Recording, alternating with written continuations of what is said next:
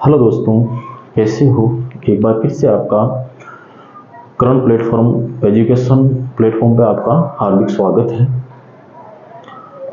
फिर से आपकी साइंस की क्लास लेकर आपके सामने आया हूँ। देखिए, आज अपन बात करते हैं गति के नियम।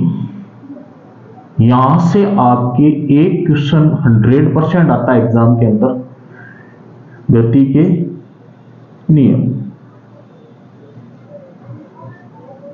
तो ध्यान से देखना गति के नियम। सबसे पहले आपको क्या क्या ध्यान रखना है गति के नियम के अकॉर्डिंग, तो आप कहोगे सर हाँ जी, पहली चीज, सबसे पहली बात यह है गति के नियम कितने हैं। गति के नियम कितने दिए गए थे, किसके द्वारा दिए गए थे, कब दिए गए थे, कौन सी बुक के अंदर दिए गए थे, ये चीजें अपन सबसे पहले जानेंगे। तो आपको ध्यान रखना तीन बातें कि गति के 3 नियम है। पहली बात, गति के कितने नियम है, तो आपके हमेशा गति के 3 नियम है।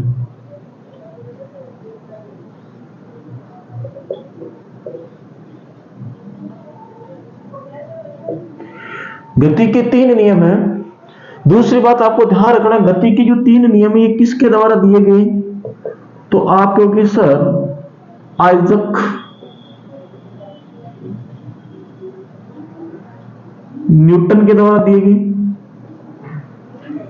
कब दिए गए, तो आप कहोगे सर 1687 ईस्वी में दिए गए। कौन सी पुस्तक में दिए गए, तो आप कहोगे सर प्रिंसिपिया नामक पुस्तक थी, प्रिंसिपिया नामक पुस्तक के अंदर दिए गए थे। गति के 3 नियम दिए गए थे, प्रथम नियम, द्वितीय नियम और तृतीय नियम। देखो गति के 3 नियम है और तीनों नियमों को समझने से पहले आपको एक चीज समझना जरूरी है। क्या जरूरी है, जड़त्व जरूरी है। जड़त्व, सबसे पहले अपन ये सीखेंगे कि जड़त्व होता क्या है, जड़त्व किसे कहते हैं, कौन सी चिड़िया का नाम है जड़त्व। तो आपको ध्यान रखना है कि कोई भी वस्तु है, चाहे वो सजीव है चाहे निर्जीव है, प्रत्येक वस्तु का एक गुण होता है। जड़त्व क्या है, तो आप कहोगे सर जड़त्व एक गुण है। कैसा गुण है, तो आप कहोगे विरोध करने का गुण है। क्या करने का गुण है, विरोध करने का गुण है। अभी सीख जाओगे कि जड़त्व होता क्या, आपको जड़त्व किसे कहते हैं, जड़त्व चीज क्या है। तो मैंने कहा कि जड़त्व किसी भी वस्तु का एक गुण होता है। कैसा गुण होता है, विरोध का गुण होता है। क्या है वो, देखिए जैसे मान लो कोई भी वस्तु है और वो वस्तु, मैंने आपको शुरुआत में सिखाया था कि किसी भी वस्तु के लिए, चाहे वो निर्जीव हो चाहे वो वस्तु सजीव हो, किसी भी वस्तु के लिए 2 स्थितियां होती है। एक तो होता है क्या, आपकी विराम अवस्था। 2 अवस्था होती है। कोई भी आपकी वस्तु है, इसमें उस वस्तु के लिए 2 अवस्था होगी, एक विराम अवस्था होगी और दूसरी जो अवस्था होगी वो होगी गतिशील अवस्था। गतिशील अवस्था होगी भैया। मैंने शुरुआत में जब आपको गति पढ़ाई थी उसके अंदर बताया था कि किसी भी वस्तु के लिए, चाहे वो सजीव है चाहे वो वस्तु निर्जीव है, दोनों के लिए हमेशा 2 ही अवस्था होती है, तीसरी कोई अवस्था नहीं होती। या तो वस्तु हमेशा विराम रहेगी या वस्तु मान लीजिए आपकी क्या रहेगी, गतिशील रहेगी। अब सुनिए, मान लीजिए आपकी वस्तु क्या है, विराम अवस्था में है, और ये वस्तु विराम अवस्था में है, उसको मैं क्या लेके आऊंगा, गतिशील अवस्था में लेके आऊंगा, तो हमेशा वो उसका क्या करेगी, विरोध करेगी। और ये विरोध करने वाला गुण ही क्या कहलाता है, जड़त्व कहलाता है। अभी उदाहरण से समझाऊंगा। मान लीजिए कोई वस्तु गतिशील अवस्था में है, कोई वस्तु गतिशील अवस्था में है और उस गतिशील अवस्था वाली वस्तु को मैं विराम अवस्था में लेके आऊंगा, तो भी वो हमेशा उसका क्या करेगी, विरोध करेगी। और गतिशील अवस्था वाली जो वस्तु यदि उसका विरोध कर रही है विराम अवस्था में लाने के लिए, तो उसका ये गुण क्या कहलाता है, जड़त्व कहलाता है। क्या कहलाता है, जड़त्व कहलाता है। ध्यान रखना, जड़त्व वैसे देखा तो जाए तो क्या है, तो आप क्वेश्चन आया हुआ एग्जाम रेलवे के अंदर कि द्रव्यमान जो होता है, द्रव्यमान क्या होता है, द्रव्यमान जो होता है वो हमेशा क्या होता है, किसी भी वस्तु का माप होता है, जड़त्व का माप होता है। जड़त्व का माप ही क्या कहलाता है, आपके द्रव्यमान कहलाता है। सीधा सा आपको ध्यान रखना है। अब कैसे, जैसे मान लीजिए आप किसी बस के अंदर बैठे हैं, किसी बस के अंदर बैठे हैं, बस चल रही है, बस चल रही है, बस कौन सी अवस्था में है, गतिशील अवस्था में है। तो आपका शरीर भी कौन सी अवस्था में है, गतिशील अवस्था में है। गाड़ी के साथ साथ आपका शरीर, आप नहीं चल रहे हो लेकिन गाड़ी चल रही है, गाड़ी के साथ में आप बैठे हो तो आप भी चल रहे हो, ठीक है ना। तो गतिशील अवस्था में गाड़ी है और उसमें आप बैठे तो आप भी गतिशील अवस्था में हो। लेकिन अचानक जब ड्राइवर के द्वारा, चालक के द्वारा क्या लगाए जाते हैं, ब्रेक लगाए जाते हैं, तो आपका शरीर क्या करता है, आगे की ओर झुकता है, क्योंकि गाड़ी सिर्फ क्या आई है, विराम अवस्था में आई है, लेकिन आपका शरीर विराम अवस्था में आने के लिए क्या करता है, आगे की ओर झुकता है। तो वो आपने क्या किया है, विरोध किया है, वही क्या होता है, जड़त्व होता है। वही क्या होता है, जड़त्व होता है। तो मैंने क्या सिखाया आपको, जड़त्व क्या होता है कि जड़त्व एक गुण है। कैसा गुण है, तो आप कहोगे कि किसी वस्तु का विराम अवस्था से गतिशील अवस्था में आने पर जो विरोध किया जाता है, वो विरोध का गुण ही क्या है, जड़त्व का गुण है। अब ध्यान रखना यहां पे, क्योंकि मैं चीज पढ़ा रहा हूं आपको, क्या पढ़ा रहा हूं कि भैया गति के 3 नियम हैं। गति के कितने नियम हैं, 3 नियम हैं। जड़त्व मैंने बता दिया, जड़त्व क्या होता है, गुण होता है। कैसा गुण होता है कि वस्तु जब विराम अवस्था में होती है तो वो गतिशील अवस्था में आती है तो उसका विरोध करती है, या वस्तु गतिशील अवस्था में है और वो विराम अवस्था में आती है तो भी उसका विरोध करती है। तो विरोध करने वाला गुण ही क्या कहलाता है, जड़त्व कहलाता है। तो गति के 3 नियम मैंने बताए, किसके द्वारा दिए गए, आइजक न्यूटन के द्वारा दिए गए। कब दिए गए, 1687 ईस्वी में दिए गए। कौन सी बुक के अंदर दिए गए, प्रिंसिपिया नामक बुक है उसके अंदर दिए गए। पहला नियम, बात करते हैं गति का प्रथम नियम। गति का प्रथम नियम,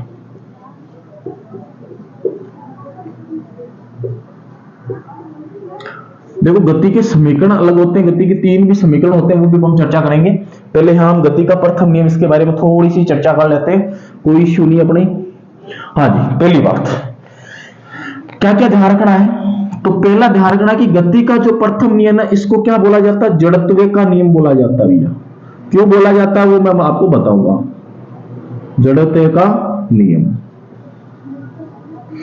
दूसरा जो आपको ध्यान रखना है कि गति का जो प्रथम नियम है ना, इसको कौन सा नियम बोला जाता है, जड़त्व का नियम बोला जाता है। क्यों बोला जाता है आपको समझना है पहले, गति का प्रथम नियम होता क्या है। देखो दोस्तों, गति का प्रथम नियम क्या होता है कि मान लीजिए कोई वस्तु पहले से विराम अवस्था में है तो वो हमेशा विराम अवस्था में ही रहेगी, या मान लीजिए आपके वस्तु गतिशील अवस्था में है तो वो हमेशा गतिशील अवस्था में ही रहेगी जब तक कि उस पर कोई बाह्य बल कार्य ना करे।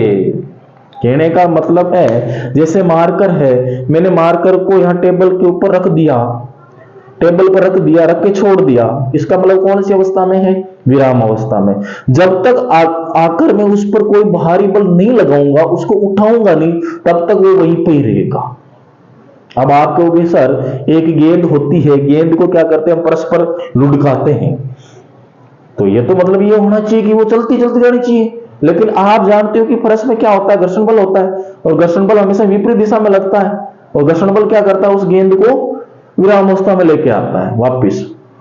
तो ध्यान रखना है कि पहला जो आपके नियम है गति का प्रथम नियम, यह क्या कहता है कि कोई भी वस्तु अगर क्या है, विराम अवस्था में है, कोई भी वस्तु यदि मान लो आपकी विराम अवस्था में है तो वो हमेशा क्या रहेगी, विराम अवस्था में रहेगी। या मान लो कोई वस्तु कौन सी अवस्था में है, गतिशील अवस्था में है, तो वो हमेशा कौन सी अवस्था में रहेगी, गतिशील अवस्था में रहेगी।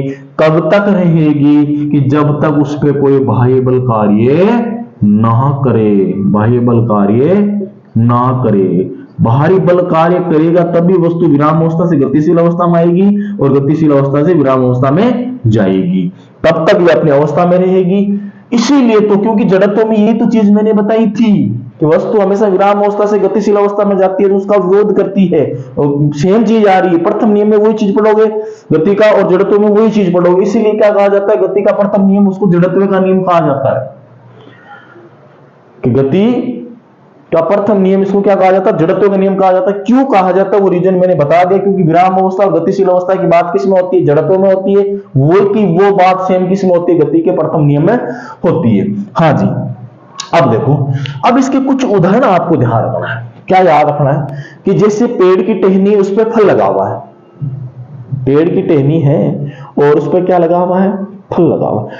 टहनी को जैसे अपन हिलाते हैं, टहनी को जैसे ही अपन हिलाते हैं, तो इसका मतलब टहनी तो गतिशील अवस्था में आ गई। टहनी तो कौन सी अवस्था में आ गई? गतिशील अवस्था में आ गई। लेकिन थोड़ा सा और ध्यान रखना भैया, यहाँ पे जड़त्व का नियम जो होता है ना, ये जड़त्व जो होता है ना, जड़त्व ये 3 टाइप का होता है। ये चीज आपको सीखना जरूरी है, कई बार एग्जाम में इसका उदाहरण पूछ लेते हैं। एक तो होता है विराम जड़त्व,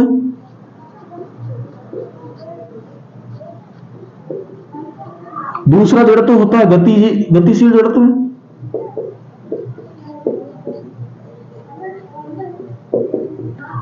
और तीसरा जड़त्व होता है दिशा जड़त्व। कई बार पूछ लेते इसमें कौन सा जड़त्व, उदाहरण देखिए आपको, इसलिए ध्यान रखना विराम जड़त्व, गतिशील जड़त्व और दिशा जड़त्व। विराम जड़त्व का मतलब क्या होता है तो मैं बता देता हूं कि जैसे मान लो नाम ही क्या है, देखो नाम से पकड़ना। विराम का मतलब पहले से वस्तु कौन सी अवस्था में? विराम अवस्था में। गतिशील जड़त्व का मतलब होता है पहले से वस्तु क्या है? गतिशील है। इसका मतलब पहले से वस्तु विराम अवस्था में है और इस विराम अवस्था वाली वस्तु को मैं कौन सी अवस्था में लेके आ रहा हूं? तो आप कहोगे सर गतिशील अवस्था में लेके आ रहे हो, और जैसे ही मैं इसको गतिशील अवस्था में लेके आऊंगा तो इस विराम अवस्था का ये क्या करेगी? विरोध करेगी। तो विरोध करने का ये गुण ही क्या कहलाता है? जड़त्व कहलाता है। कौन सा जड़त्व कहलाता है? विराम जड़त्व कहलाता है। गतिशील जड़त्व, इसका मतलब पहले से वस्तु कौन सी अवस्था में है? तो आप कहोगे सर पहले से वस्तु गतिशील अवस्था में है। कौन सी अवस्था में लेके आ रहा हूं? विराम अवस्था में लेके आ रहा हूं। जैसे मैं इसको विराम अवस्था में लेके आऊंगा तो इसका क्या करेगी? विरोध करेगी। तो इस जड़त्व को क्या बोलूंगा? गतिशील जड़त्व बोलूंगा। दिशा जड़त्व का मतलब मान लीजिए वस्तु कौन सी दिशा में जा रही है? उत्तर दिशा में जा रही है, मैं इसको बाहरी बल लगा के इसको पश्चिम दिशा में भेज देता हूं, तो वहां पे कौन सा जड़त्व हो जाएगा? दिशा जड़त्व हो जाएगा। डायरेक्शन की बात आ रही है, दिशा की बात आ रही है, तो वहां दिशा जड़त्व है। वस्तु पहले से विराम अवस्था में है, उसको मैं गतिशील अवस्था में लेके आ रहा हूं तो विराम जड़त्व है। वस्तु पहले गतिशील अवस्था में है, उसको मैं किस में लेके आ रहा हूं? विराम में लेके आ रहा हूं, तो वो गतिशील जड़त्व है। जैसे एक अश्वारोही होता है, अश्वारोही का मतलब घुड़सवार जो होता है, अश्वारोही बोलते हैं उसको। इसका एग्जाम आया होगा। अश्वारोही जो होता है, मान लीजिए अश्वारोही जब क्या होता है, घोड़ा जो होता है ना, घोड़ा अचानक क्या करता है? चलना स्टार्ट करता है तो वो पीछे की ओर झुकता है। कौन सा जड़त्व है? एग्जाम आया कि अश्वारोही जब घोड़े पर सवार होता है और घोड़ा चलना शुरू करता है, या आपको डायरेक्ट क्वेश्चन कैसे पूछा था कि अश्वारोही का पीछे की ओर झुकना कौन सा जड़त्व है? तो आप कहोगे सर विराम जड़त्व है। क्यों है? क्योंकि पहले से घोड़ा जो है वो विराम अवस्था में था, घोड़े पर बैठा जो घुड़सवार है वो भी क्या था? विराम अवस्था में था। लेकिन जैसे ही घोड़ा अचानक चलना स्टार्ट करता है तो उसका शरीर, जो घुड़सवार है उसका शरीर तो क्या है? विराम अवस्था में। वो क्या आएगा? पीछे की ओर धक्का लगेगा उसकी। आपने कई बार घोड़े पर सवारी करते हुए घुड़सवार को देखा होगा, आपने भी घोड़े का क्या क्या होगा, घुड़सवारी की होगी आपने भी। तो आपने कभी भी देखा होगा घोड़ा आगे जाता है तो आप पीछे की ओर झुकते हो। क्यों झुकते हो? क्योंकि पहले से आप दोनों क्या थे? विराम थे। सिर्फ घोड़ा विराम से गतिशील में आया, आपने उसका क्या किया है? विरोध किया। कौन सा जड़त्व है? विराम जड़त्व है। बस चल रही है, बस में आप बैठे हो, बस भी चल रही है, आप भी चल रहे हो बस के साथ, गतिशील है दोनों, लेकिन बस अचानक ब्रेक मारती है तो आपका शरीर आगे की ओर झुकता है। कौन सा जड़त्व है? आपके हमेशा गतिशील जड़त्व है। क्योंकि घोड़ा खड़ा था, विराम था, विराम जड़त्व। बस चल रही है, गतिशील है, तो गतिशील जड़त्व है। और जब डायरेक्शन आ जाए तो उसमें सीधा सा आपको क्या बताना है? दिशा जड़त्व बताना। तो सीधा सा ध्यान रखना है कि विराम जड़त्व में हमेशा वस्तु विराम अवस्था में रहती है, और उस वस्तु को विराम अवस्था से मैं कौन सी अवस्था में लेके आता हूं? गतिशील अवस्था में लेके आता हूं, हमेशा उसका विरोध करती है। आपको इतना ध्यान नहीं रखना, आपको इतना ध्यान रखना है कि क्या हो रहा है, कैसे हो रहा है। पहले से कौन विराम अवस्था में है तो विराम जड़त्व आ जाएगा, पहले से कोई वस्तु गतिशील है तो गतिशील जड़त्व आ जाएगा, डायरेक्शन की बात हो रही तो दिशा जड़त्व आ जाएगा। ये चीज आपको ध्यान रखना है, ठीक है। अब मैं बात करता हूं किसकी? कि भाई मैंने आपको बता दिया कि गति का प्रथम नियम, इसको क्या बोला जाता है, जड़त्व का नियम बोला जाता है।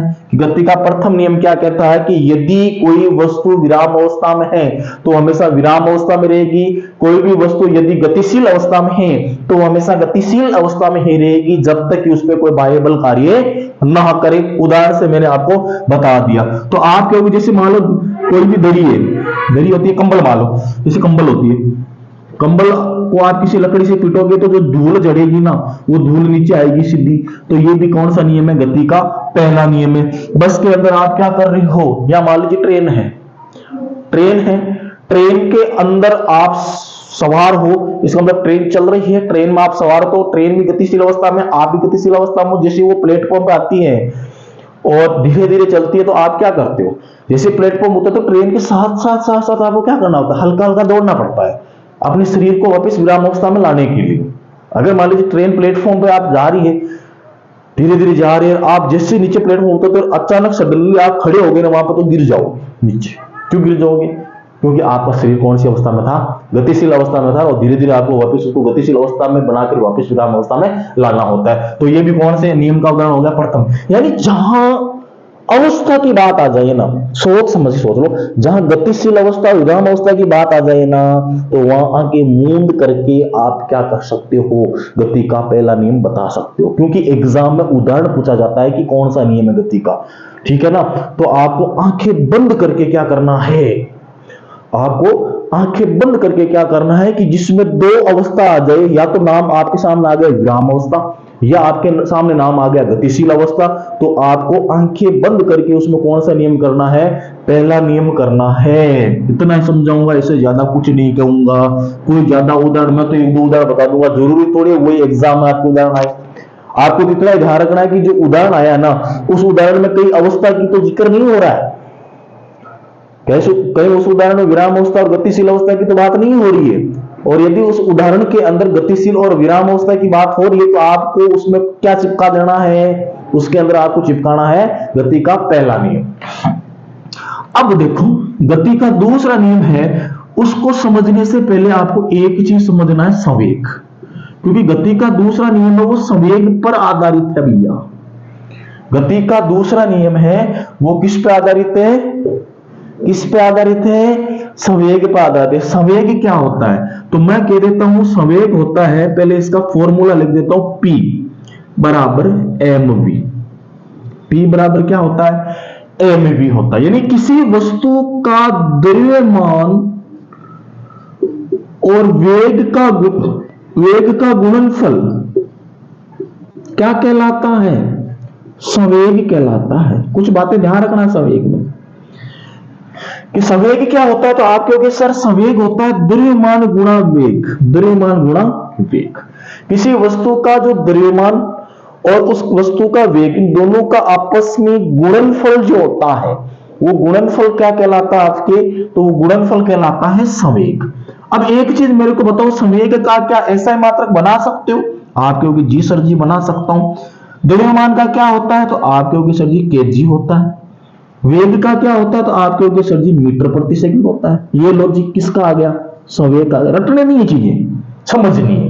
तो आपने समझ लिया कि संवेग क्या होता है, आपने समझ लिया कि भैया संवेग क्या होता है, कि संवेग होता है द्रव्यमान गुणा वेग।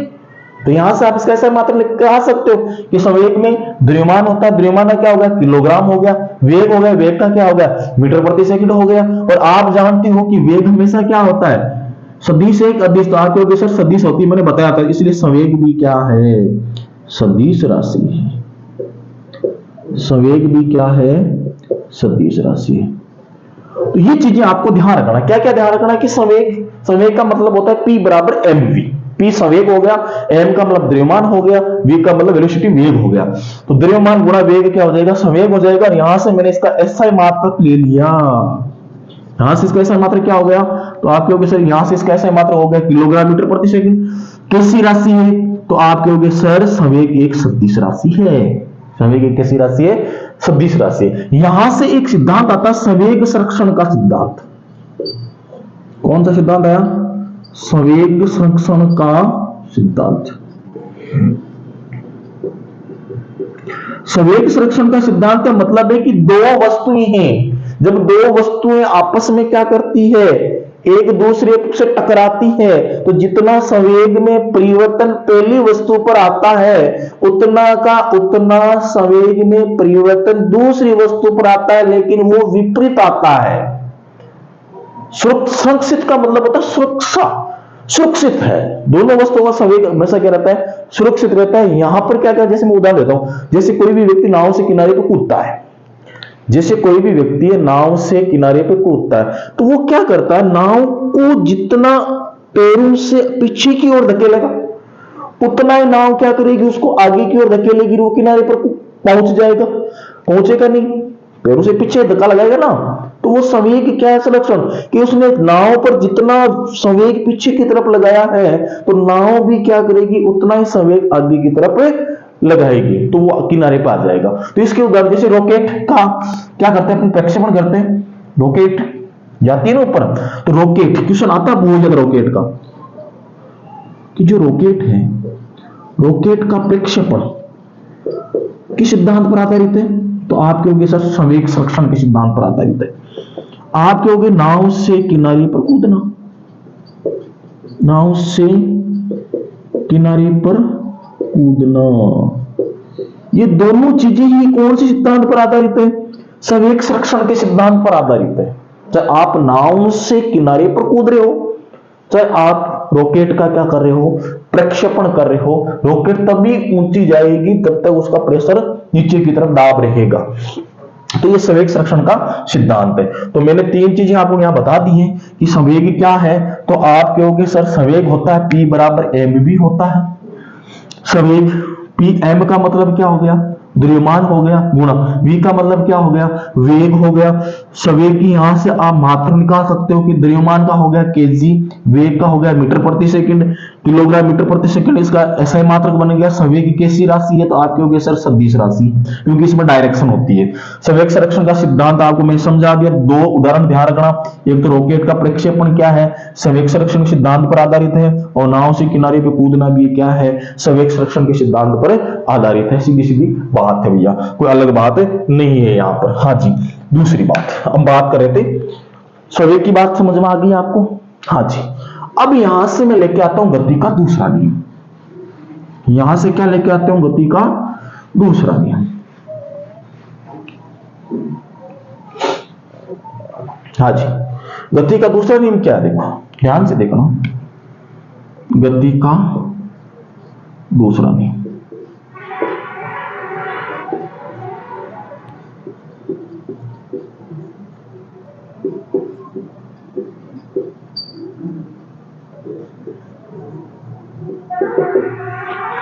देखो इसमें ध्यान रखना है कि कोई भी वस्तु और उस वस्तु के संवेग में क्या आ रहा है, परिवर्तन आ रहा है।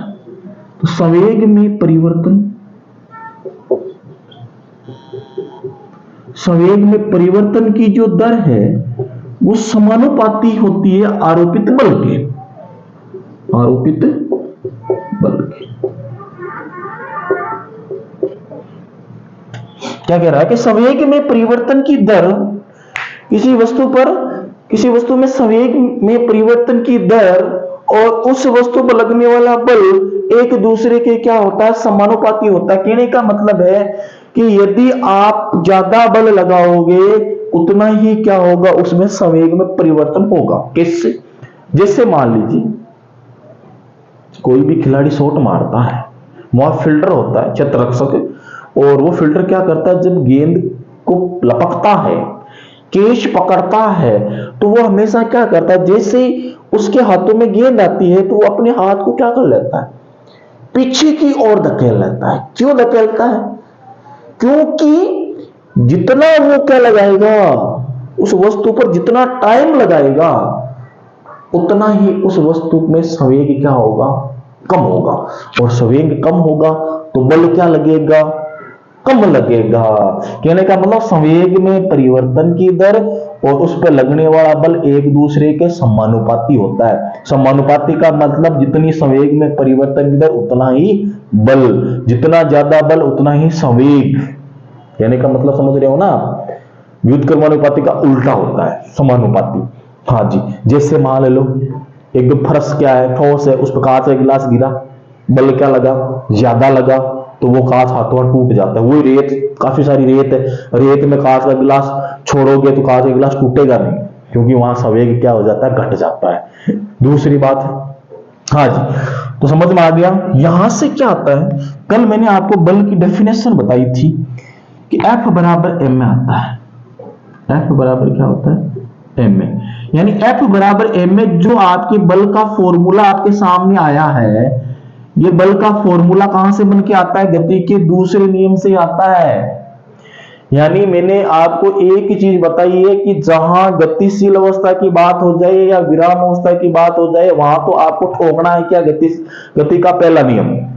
और जहां पर संवेग वर्ड आ जाए, जहां पर क्या शब्द आ जाए, संवेग शब्द आ जाए, यानी संवेग की घटना घटित हो रही है, वहां आपको गति का कौन सा नियम चिपकाना है, दूसरा नियम चिपकाना है। इससे ज्यादा कुछ नहीं कहूंगा, क्योंकि डायरेक्ट एग्जाम में पूछा जाता है। यहाँ डेफिनेशन कोई नहीं पूछेगा आपसे, डायरेक्ट उदाहरण देगा और उदाहरण से आपको पकड़ना है कि यहाँ गति का कौन सा नियम है, पहला नियम है, एक दूसरा नियम है, एक तीसरा नियम है। तो जहां पर विराम अवस्था गतिशील अवस्था की बात आ जाए, वहां पहला नियम करना है, और जहां पर ओनली संवेग की बात आ जाए, वहां पर आपको कौन सा नियम चिपकाना है, दूसरा नियम चिपकाना है। और दूसरी बात यह भी ध्यान रखना कि यहां पर बल का व्यंजन क्या प्राप्त हो रहा है, बल का व्यंजन प्राप्त हो रहा है, बल का सूत्र प्राप्त हो रहा है, बल की डेफिनेशन प्राप्त हो रही है। वो कहां से हो रही है, गति के दूसरे नियम से हो रही है। बल की माप कहां से होती है, तो बल की माप होती है गति का पहले नियम से। ठीक है, हाँ जी, इतना आपको ध्यान रखना है। अब मैं बात करता हूं गति के तीसरे नियम की।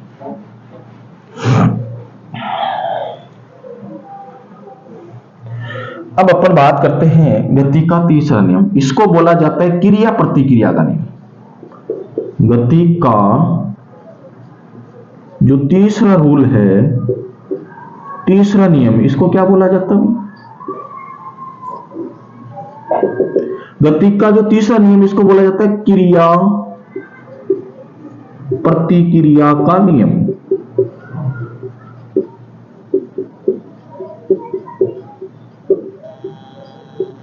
क्रिया प्रतिक्रिया का नियम, हाँ जी, कैसे, कि जब किसी वस्तु पर, जब मान लो दो वस्तुएं आपकी, जब दो वस्तुएं हैं, दो पिंड है, जब दो वस्तु या दो पिंड क्या करते हैं, एक दूसरे पर क्या लगाते हैं, बल लगाते हैं, तो पहली वस्तु द्वारा दूसरी वस्तु पर जितना बल लगाया जाएगा, उतना का उतना बल दूसरी वस्तु पहली वस्तु पर लगाएगी, लेकिन दोनों की डायरेक्शन क्या होगी, अलग अलग होगी। उसको क्या बोला जाता है, गति का तीसरा नियम। जैसे नाव से किनारे पर कूदना, इससे समझिए क्रिया प्रतिक्रिया का नियम, गति का तीसरा नियम क्या कहता है कि नाव से, यानी संवेग संरक्षण के सिद्धांत में जो उदाहरण आए ना, वो सभी के सभी उदाहरण किस में आएंगे, तीसरे नियम में आएंगे, ना कि दूसरे नियम में। दूसरे नियम में सिर्फ संवेग वर्ड होना चाहिए बस। जो संवेग संरक्षण सिद्धांत में जो मैंने दोनों आपको उदाहरण बताए, वो दोनों के दोनों उदाहरण किसके हैं, गति के तीसरे नियम के हैं। हाँ जी, पहला देखो क्या कह रहा है कि नाव से कहां कूदना, किनारे पर कूदना।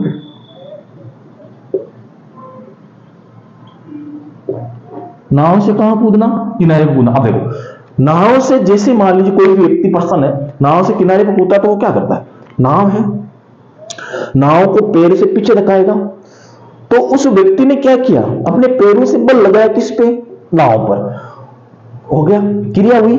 वापस नाव क्या करेगी, उस व्यक्ति के पैरों पर बल लगाएगी, जिससे व्यक्ति कहां पहुंच जाएगा, किनारे पर। तो नाव ने क्या की, प्रतिक्रिया।